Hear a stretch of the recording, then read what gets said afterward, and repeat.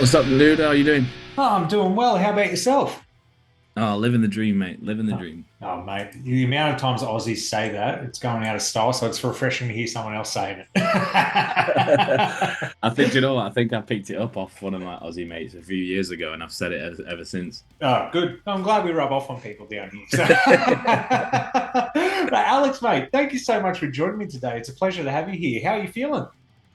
Feeling good, man. Feeling good. The sun is finally shining in Sheffield, so it's there's no better place when the sun starts shining. Well, speaking of sunshine, you're actually making your way down to Australia in less than a month's time now. That's exciting because that is a big tour with Alpha Wolf and your own headlining shows as well, a whole month straight. Like, are you guys ready for that? That's some hardcore touring. 100%, man. Yeah, honestly, playing in Australia is probably my favorite place in the whole world to come and play. It suits Malevolence very well. We are big fans of sun and good vibes, and I feel like Australia is the land of that. So, um, yeah, I'm looking forward to it. And it'll be fun to do the headline shows as well. Yeah. I mean, I'm looking forward to the shows with Alpha Wolf. I think they're going to be crazy. Playing a load of places where we've never been before, and seeing the side of Australia which we've never seen before. So that's going to be sick. And also, yeah, the headline shows is going to be it's our first time headlining in Australia. So be interesting to see what the reaction is like. I've seen some of the pre-sale tickets and they're selling really well. So I'm excited for it. Well, I'm not surprised either because I caught you boys when you were down here for Not Fest, and I also flew to Melbourne to see you guys on the Monomarth Trivium show as well, and you Oh, sick. blew away. Like opening and kind of setting the tone for those bands as well. It was just like, whoa, I was it because Trivium, big Trivium fan. I was like, oh man, they've got to go on after Malevolence. I was like, jeez, this is kind of a hard act to follow. And I was like, and same with Not Fair, she set the tone for the whole day, coming out there, just banging at people there nice and early, getting in the pit. I'm like, people are crazy. I'm in my mid 30s now, and I'm not doing a circle pit at 11 o'clock in the morning, but they were for you. They were for you, boys. So it was good to see. Yeah, man, you've got to try. Sometimes them like the earlier slots on the festivals can be a bit hard. People have just walked in the door and they've not even had a drink yet, or they've just literally got there, and so trying to get them to run in a big circle, it can be a little bit hard. But the Knotfest was sick. It was a good vibe. Everybody was up for it, and we had a great time. I hope that we get to do that festival again because it was a lot of fun. Yeah, I hope you get to as well because it was a lot of fun seeing you there. But let's get to it. There's a reason you're coming down here with Alpha Wolf as well because there is a brand new album on the way. How are you feeling about that? Because it's a couple of singles have come out already. You had Trenches come out quite a while ago. If it's all the same to you with a brilliant music video, which we'll get into in a sec. But yeah, like how's the boys and the band feeling about this whole thing coming out? Because it's yeah, not long now. Yeah, honestly, excited. Because I mean, we recorded the album in April last year, so it's been a year since we recorded it, and it's everything's kind of been building up to this rollout campaign. So Mm. to finally start, feeding it out into the world and seeing the response is awesome. It's stressful. It's a stressful time. There's a lot going on. Obviously, like we still have another two music videos to shoot before Oh wow. album release, and trying to get everything in line for when stuff does come out. It's there's a lot of moving parts, but it's fun, and seeing the reaction from trenches, and if it's all the same to you, it kind of validates why we're doing it, and what we're working towards. So like I said, a lot of moving parts, but Mm. we're excited. We're ready.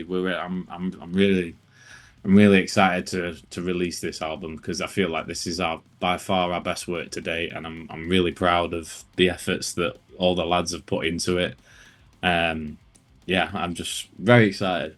And you should be because I've got to listen to the album a couple of times now as well, and I think it's just unreal. I was a big fan of the first album.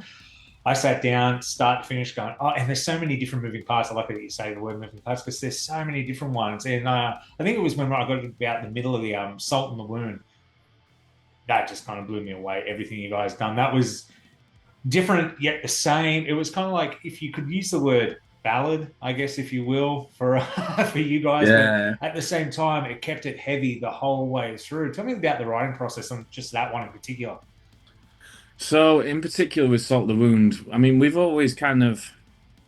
never just done all heavy albums. Mm, We've always like ventured out into the more ballad type songs, and on this uh on this song in particular, we wanted to try and bridge the connection between the heavy and the softer mm, side of Malevolence. So it was more of a conscious thing of how can we kind of amalgamate the two into this song that's heavy, but it's still got the melodies, it's still got the epic guitar hooks and the heavy chorus.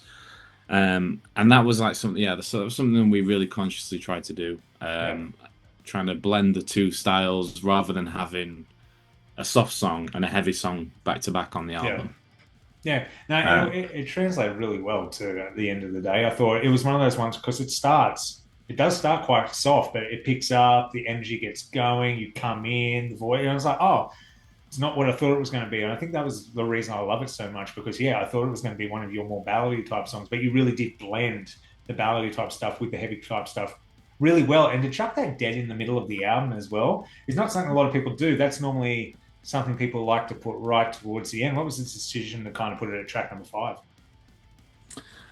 Honestly, we kind of we on this album we were consciously trying to spread out our favorite songs and what we felt Mm, like the strongest songs were, rather than having all the bangers right at the start of the album and then the end of the album kind of gets forgotten about. Because unfortunately, that is the nature of it. That is the world that we live in now. The back end of the album just generally doesn't get as much attention. yeah, But I feel like, if the album starts off quite heavy, quite in your face, and I feel like, if you're listening to that album through start to finish, then it's good to kind of break it up and have a little moment mm, of melody, of something a little less heavy to kind of, yeah, just break it up really. yeah. It's almost like a roller coaster because you can't go full speed the whole time. You got to have that build up to when you get to the top before you drop again. So that's kind of what it felt like Exactly. listening to it. So yeah, well done, Exactly. Yeah. well done with the placement on it too. And going back to it, it feels like a very personal album. It's heavy, it's very raw, which and keeping this raw and heaviness after all these years of you guys being together, because you've gone from the very underground type of band and you're blowing up, you're playing these big festivals, Bloodstock, Not Fest, all this thing. How do you keep that energy of a punch in the face underground band as you continue to grow and the pressure is there to be like, oh, we're going to do this, certain moving gears? Or is it just, nah, we're going to do it our way and this is the way it's going to be? I mean, yeah, I think we've always written the music that we wanted to hear Mm, for as long as we've been a band, and nothing's changed. We still continue with that same ethos, and I feel like we really wanted to kind of step everything up on this album in terms of like production, sound, lyrical content. But yeah. we're always trying to better ourselves, and we're never really kind of compare ourselves to what anyone else is doing because they're in their own lane. Like we are our biggest competition. So um, yeah, we're always trying to take things to the next level. And I feel like that kind of keeps that mentality of the music that we want to hear. We still want to hear those heavy mosh parts. We still Yeah. want to hear the big sing-alongs. We still want to hear the ballads, and we still want to hear all the technical riffs as well. Um, and I think that's just part and parcel of just kind of staying true to who we are as musicians and people. We're not trying to emulate anything. We're not trying to recreate anything. We're just doing what we want to do, and that's how we've always. That's all we've ever known, really. Yeah. And it translates into the music too, because it still feels fresh, exciting, and just like full of energy. And that's a big thing. You got to keep because you're such an energetic, chaotic live band to be able to Yeah. put that into the record. Is it? Do you find that harder? Do you find it? Is it harder to bring the live energy to a record, or is it harder to bring the record to a live show? Um, I feel like it's harder to bring it to a record because Mm, it's you kind of like when you're in the vocal booth and you're recording, you trying to channel that energy sometimes can be quite difficult. I guess, if for example, um, recording a song and you're just not feeling it, and you've been stuck in the vocal booth for 4 hours and it's just not sounding good. It's different to if you're playing a show and you're having a bad vocal day or whatever, um, but you've got 1,000 people going absolutely nuts to your music. It kind of, Yeah. it doesn't matter. Like they're having a good time, so we have a good time. But when you don't necessarily have that like live feedback, that live interaction on how it's going down, then I guess yeah. So it can make it quite a challenge. That being said, when we're writing the songs, we're thinking. I mean, personally, I'm thinking about how that certain part of a song is going to be received live, what I'm going to be asking the crowd to do, how it's going to sound live. Um, so yeah, that live setting is, what I'm thinking of pretty much 100% of the way through recording and through writing. Yeah, well, it obviously works because it translates well live. So well done. And I understand what you Thank say you. about being a vocalist and vocal. I always found it hard going out performing live, doing vocals, I guess because they're easy energy, you can kind of let go a bit. And then when you're coming into a studio, it's you, your headphones on, you start to hear your own voice isolating. You're like, oh, is that what I kind of sound like when I first started doing this? So like that was Yeah, a yeah. that was a big head game for me for the longest time. I don't know about yourself when you first started recording, but I was like, it's like when you first hear yourself as a kid on the phone, someone plays a recording, you're like, oh, that's not my voice. That's not what I sound like. So yeah, I don't know. I kind of get the same Yeah, feeling when I first tried recording vocals myself. Yeah. 100%. And like, when you're recording vocals in a booth, that is the rawest sound of Mm. you. There's no like compression, there's no like bits and pieces to make you sound how you think you sound. So sometimes it can be like, oh shit, like I sound shit. But I mean, on this album, on this album in particular, so it was the first time we've ever tracked outside of the UK. We went out to LA and recorded with Josh Wilbert at Mm. his studio, and he made the whole process of recording lyrics, recording vocals, a lot more fun.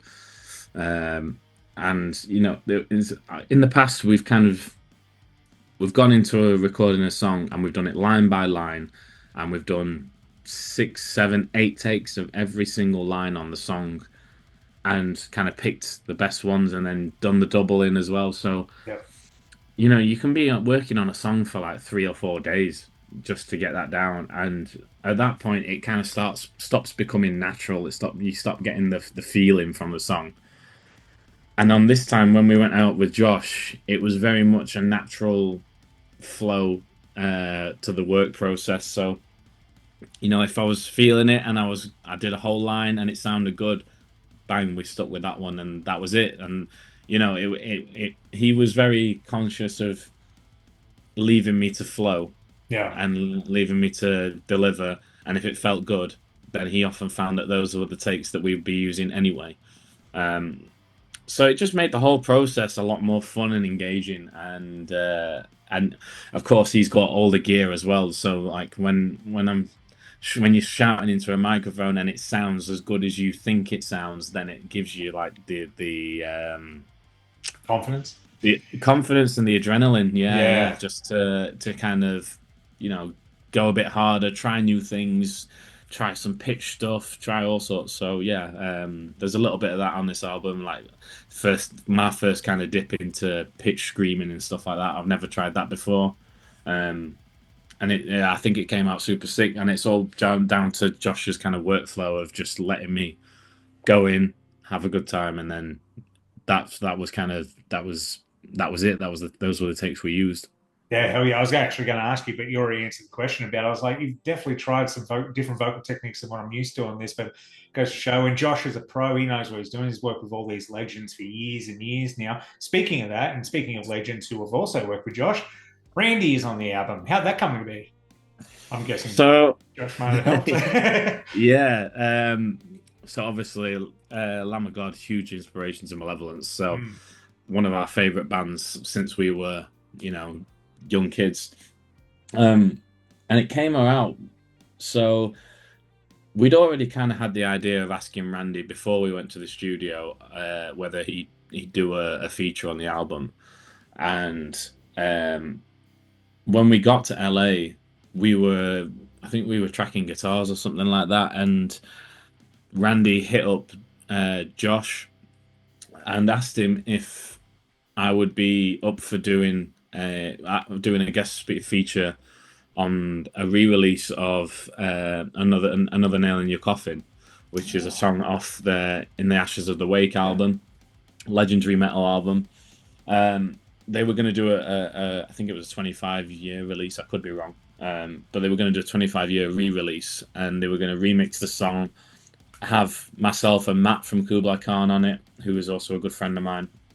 Um, and it was just kind of like perfect timing. We just happened to be in a studio, happened to have a vocal booth right next to me, and I was like, "Yo, I'd be honored. Let's do it." Yeah. Um, and I just thought, you know what? While we're here, text him back and say, "Okay, if I do one for you, would you jump on a Malevolence album?" And he was like, "100%, I'm down. Let's do it."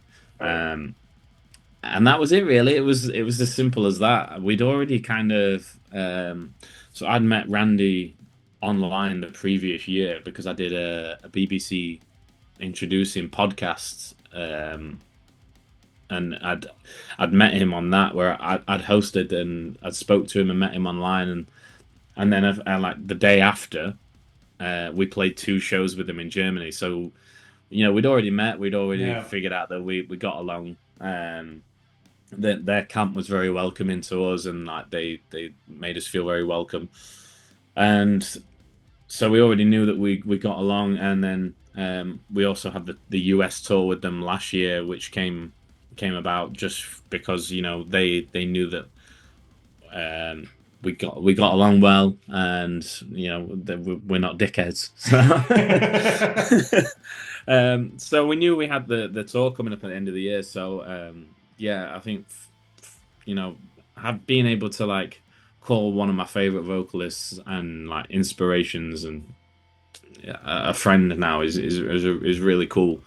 Like we text quite a lot, and then we just shoot the shit about anything. And it's cool. He's a really nice guy. I've got a lot of time for him. And I know now that you're kind of friends with him and you text back and forth, were you still kind of in the fanboy moment when you heard In Spite come back all mixed and Randy's vocals? Did you have that little, like, growing up as a kid, like, oh my God, it happened? Yeah, 100%. Yeah, like I was, so I kind of like we jumped on a FaceTime call, and I kind of like went back and forth with him about what ideas I had. He came with his ideas, and he wrote the lyrics for his part. And yeah, I think one of the things I said to him, I was just like, "Yo, I want just your style. I want you to do your thing. That signature Randy sound. I want Yeah. that's how I imagined it in my head." And he was like, "Okay, cool," and then fired it back within a few hours. And yeah, man, it's legendary. I'm super super happy, super proud of it, and cool. Yeah, very grateful to Randy for being a part of it. No, and it's got, and you, like I said, and we're going to go back to what we were talking about right at the beginning of the interview. You've done some cool things on this one, including the music video for If It's All the Same to You. You got the bloke from Snatch in there as well. How that all come about. That was kind of surreal. I didn't even tell my wife. I put it on. She sat down, she goes, that bloke from Snatch? I was like, yeah, there you go. Yeah, you know what? So when we came up with the concept of doing the gallery, the heist, to steal our own artwork, that was kind of like we never even thought about having a cameo from anyone. All I knew that when we were in the planning phase is that how I imagined it in my head, I wanted it to look like a Guy Ritchie film. Yeah. I wanted that same kind of tongue-in-cheek British gangster kind of vibe. A little bit kind of not taking ourselves too seriously, but still a really engaging video to watch.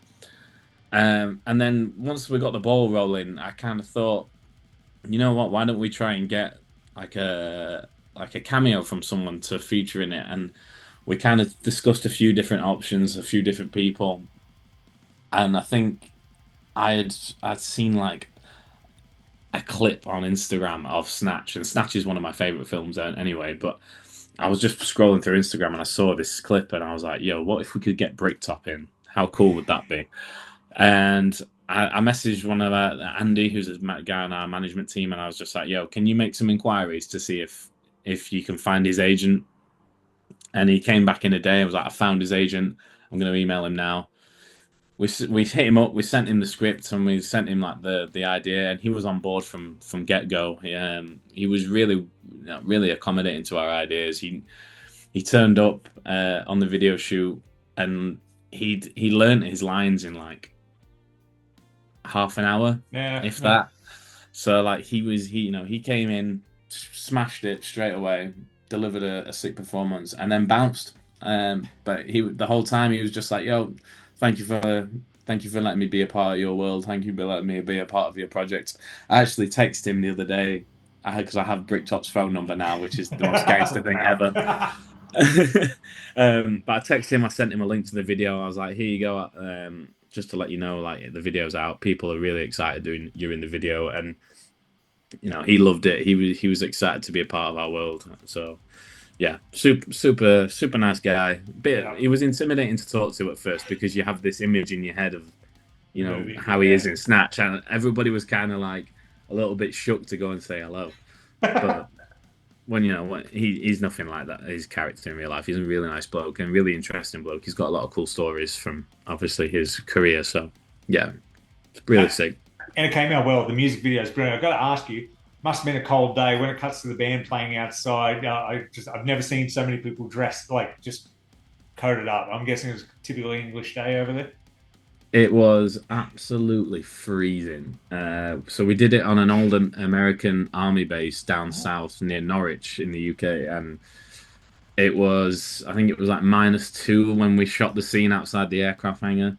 Yeah. And we'd been outside all day at that point. That was like the final shot of the day. So yeah, everybody was cold. But I think it kind of added to it. When you've got Con singing, you can see his breath. It's like reminds me of that old Despised Icon video when they're playing in like the snow and they've got the big jackets on and stuff like that. So yeah, but it was freezing.